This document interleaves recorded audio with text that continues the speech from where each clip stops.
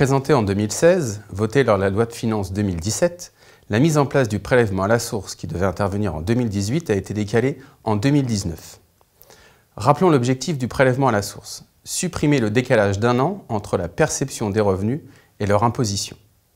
La mesure consiste donc à prélever à la source, c'est-à-dire directement sur les salaires des salariés, l'impôt sur le revenu, mais aussi les prélèvements sociaux.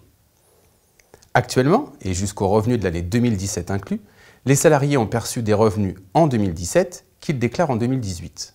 Et le montant définitif de l'impôt est constaté et payé en 2018.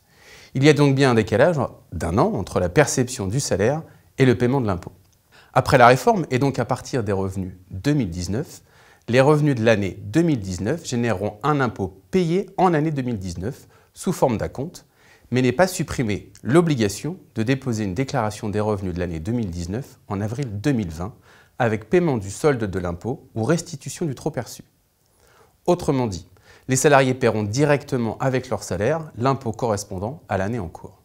Qui sont concernés? Les salariés au titre de leur traitement et salaire, mais également les pensions des retraités, les revenus de remplacement tels que les allocations chômage, les revenus des indépendants BIC, BNC, BA, les revenus fonciers et les rentes viagères. Les revenus exclus du prélèvement à la source sont les revenus de capitaux mobiliers, les plus-values immobilières qui font eux déjà l'objet d'un prélèvement à la source. Enfin, les plus-values mobilières ne sont pas non plus concernées par le prélèvement à la source. Quelle est la base de calcul du prélèvement? Le montant de l'impôt dépendra d'un taux qui sera calculé sur la base de tous les revenus déclarés l'année précédente. Pour les traitements et salaires, la base de calcul sera constituée au fur et à mesure du versement du revenu net imposable après déduction des cotisations sociales et de la CSG déductible avant déduction des frais professionnels réels ou de l'abattement de 10%. Pour un salarié qui entre dans le marché du travail en 2019, il devra payer un impôt dès 2019. L'administration fiscale lui communiquera, ainsi qu'à son employeur, un taux d'imposition appelé taux neutre qui sera calculé sur la base de son salaire. L'employeur appliquera ce taux à son salaire et prélèvera directement chaque mois sur ce salaire le montant de son impôt qu'il reversera à l'État. Pour les revenus des indépendants et les revenus fonciers, la base de calcul sera constituée par les revenus imposés à l'impôt sur le revenu au titre de la dernière année pour laquelle l'impôt a été établi à la date du versement de l'acompte. Pour les acomptes de janvier à août d'une année N, la base correspondra au revenu de l'année N-2. Et pour les acomptes de septembre à décembre de l'année N, la base correspondra au revenu de l'année N-1. S'il s'agit d'un déficit dans la catégorie concernée, aucun acompte ne sera dû. Voyons maintenant les modalités de prélèvement. Pour les traitements et salaires, les pensions de retraite, les revenus de remplacement, l'impôt sera prélevé par le tiers versant les revenus, c'est-à-dire l'employeur ou les caisses de retraite. Pour les revenus des indépendants et les revenus fonciers, l'impôt fera l'objet d'acomptes calculés par l'administration et prélevés sur le compte bancaire mensuellement ou trimestriellement. Le taux de prélèvement est défini par l'administration à partir des revenus déclarés. Mais il existe un taux par défaut ou taux neutre, lequel est applicable notamment lorsque l'employeur ne dispose pas du taux calculé par l'administration ou, sur option, par les salariés. Enfin, et toujours sur option, il est possible de demander un taux individualisé au sein des couples. Concrètement, comment cela va-t-il se passer pour les employeurs? Ils vont donc appliquer le taux communiqué par l'administration, qui tient compte le cas échéant des options retenues par le contribuable. À défaut de transmission de ce taux par l'administration, ils appliqueront le taux neutre. Le complément correspondant à la différence entre ce taux et le taux de droit commun est calculé par le contribuable et versé mensuellement au Trésor public, au plus tard le dernier jour du mois suivant celui de la perception du revenu. Prenons un exemple. Pour un salaire de 5 000 €, le prélèvement mensuel sera de 5 000 € multiplié par 21,5%, soit 1 075 €.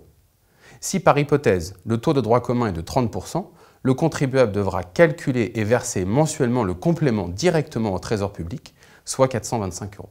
Voyons maintenant le crédit impôt modernisation du recouvrement ou CIMR. 2018 est l'année dite de transition. Elle donnera lieu à imposition des seuls revenus exceptionnels au travers du mécanisme du crédit d'impôt de modernisation du recouvrement. Les contribuables recevront un avis d'imposition en septembre 2019 qui indiquera l'effacement de l'impôt dû au titre des revenus non exceptionnels de l'année 2018. Les revenus exceptionnels par nature, ainsi que les autres revenus exclus du champ de la réforme perçus en 2018, par exemple les plus-values mobilières et immobilières, seront imposés selon les modalités habituelles. Les revenus non exceptionnels de 2018 correspondront au plus faible des deux montants suivants. Revenu 2018, le plus élevé des revenus 2015, 2016 et 2017. Pour terminer, le gouvernement espère limiter les abus par la mise en place d'un dispositif anti-abus afin d'éviter que les contribuables ne majorent artificiellement leurs revenus de l'année 2018 ou ne reportent artificiellement sur l'année 2019 des charges de l'année 2018.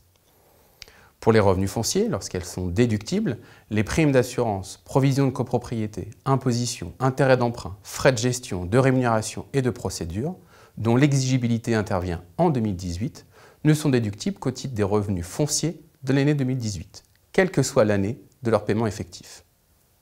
De même, les dépenses de réparation et d'amélioration des propriétés urbaines et rurales ne seraient déductibles des revenus fonciers de l'année 2019 que dans la limite de 50% des montants supportés au titre de ces mêmes dépenses en 2018 et 2019. De fait, l'absence de travaux payés et déduits en 2018 réduirait le montant admis en déduction à raison de ceux payés en 2019. Concrètement, la mise en place du dispositif anti-abus vise à éviter que les contribuables ne majorent artificiellement leurs revenus de l'année 2018 par la remise en cause des opérations ayant principalement pour objet et pour effet d'augmenter le montant du crédit d'impôt de modernisation de recouvrement et par le droit de reprise de l'administration porté à 4 ans.